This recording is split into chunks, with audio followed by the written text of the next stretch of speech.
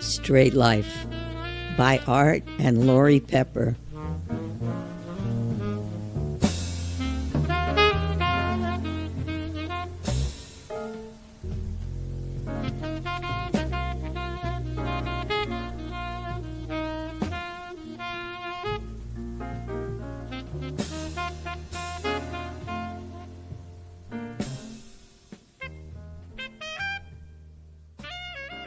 This is episode 20 of Straight Life.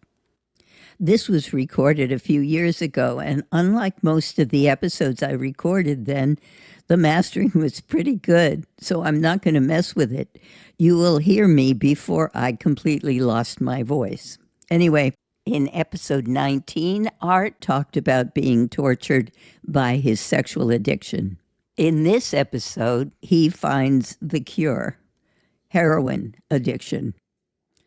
This episode includes a tiny clip of Art's voice from the endless interview I did with him in order to write Straight Life. You know, I was like at my wit's end. There was nothing I could do. I was so miserable. The only thing that I could do other than what I did would be to jump out the window of the hotel. I think we were on about the 14th floor, you know. And I didn't want to do that because I loved living too much.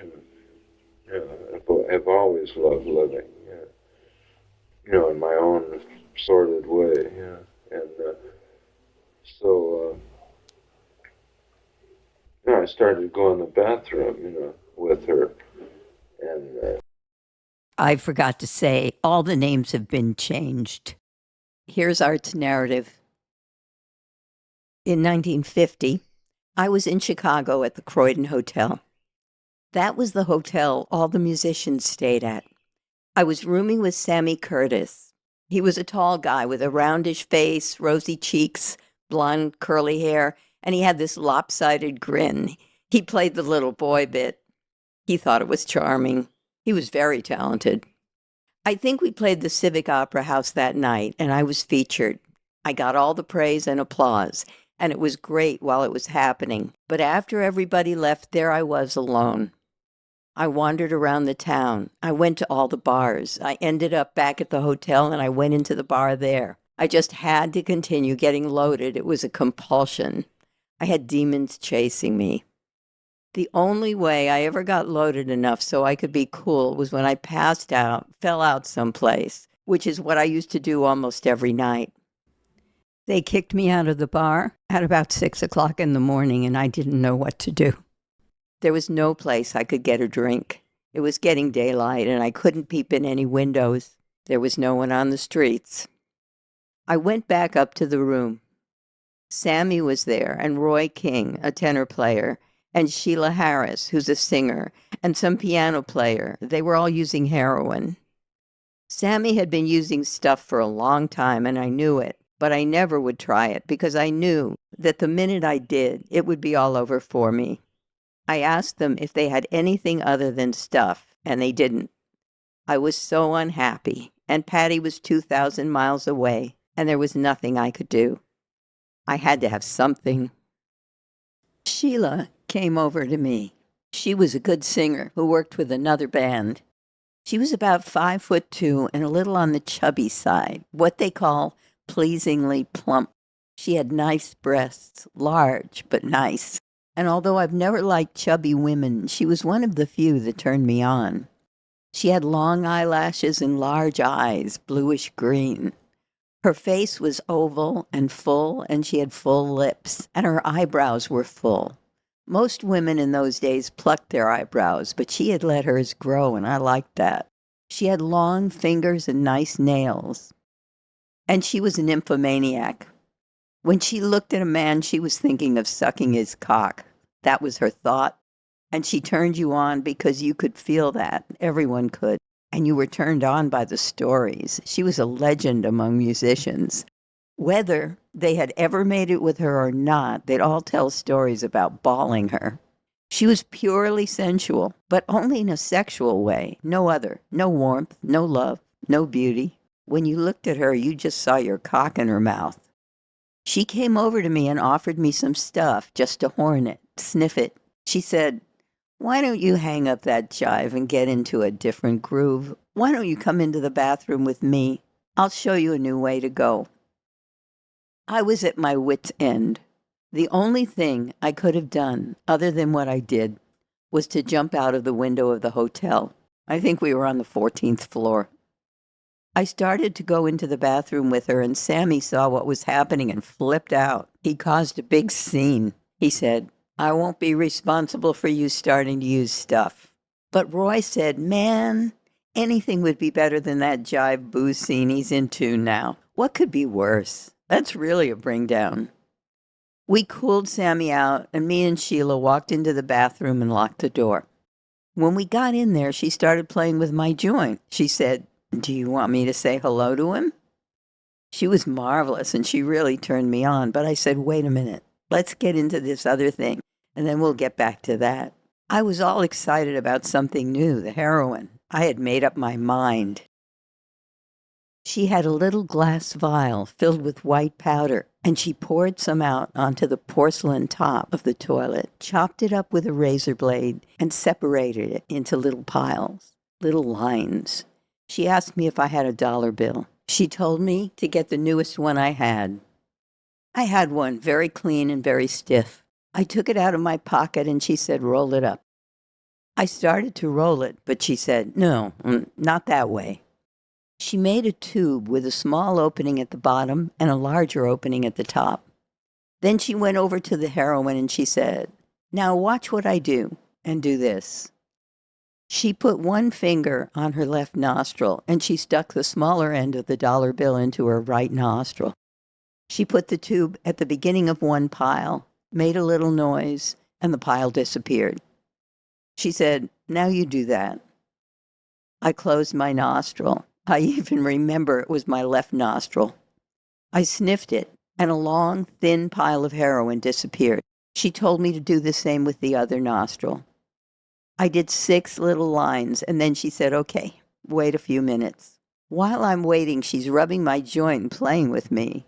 I felt a tingly, burning sensation up in my sinuses, and I tasted a bitter taste in my throat, and all of a sudden, all that feeling, wanting something but having no idea what it was, thinking it was sex, and then when I had the chance to ball a chick, not wanting to ball her because I was afraid of some disease and because of the guilt, that wandering and wandering like some derelict, that agony of drinking and nothing ever being resolved and no peace at all except when I was playing. And then the minute that I stopped playing, there was nothing. That continual insane search just to pass out somewhere, and then to wake up in the morning and think, "Oh my God," to wake up and think, "Oh God, here we go again," to drink a bottle of warm beer so that I could vomit, so I could start all over again, so I could start that ridiculous, sickening, horrible, horrible life again. All of a sudden, the demons and the devils and the wandering and wondering and all the frustrations just vanished and they didn't exist at all anymore because I'd finally found peace. I felt this peace like a kind of warmth. I could feel it start in my stomach. From the whole inside of my body, I felt the tranquility. It was so relaxing. It was so gorgeous. Sheila said, "Look at yourself in the mirror. Look in the mirror." And that's what I'd always done. I'd stood and looked at myself in the mirror, and I'd talk to myself and say how rotten I was. Why do people hate you? Why are you alone? Why are you so miserable? I thought, oh no, I don't want to do that. I don't want to spoil this feeling that's coming up in me.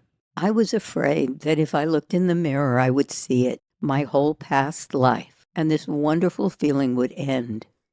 But she kept saying, "Look at yourself. Look how beautiful you are. Look at your eyes. Look at your pupils." I looked in the mirror and I looked like an angel. I looked at my pupils and they were pinpoints. They were tiny little dots. It was like looking into a whole universe of joy and happiness and contentment. I thought of my grandmother always talking about God and inner happiness and peace of mind, being content within yourself, not needing anybody else, not worrying about whether anybody loves you.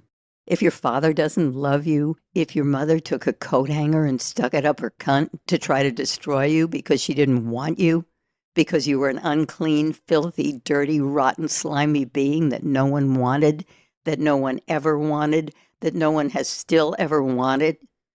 I looked at myself and I said, God, no, I am not that. I am beautiful. I am the whole, complete thing. There's nothing more that I care about.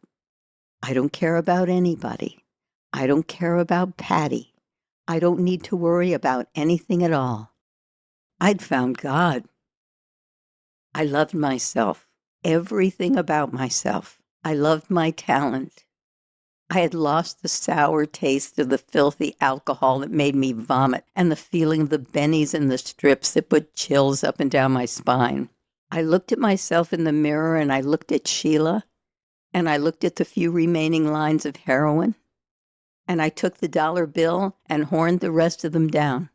I said, this is it. This is the only answer for me. If this is what it takes, then this is what I'm going to do, whatever dues I have to pay. And I knew that I would get busted, and I knew that I would go to prison, and that I wouldn't be weak.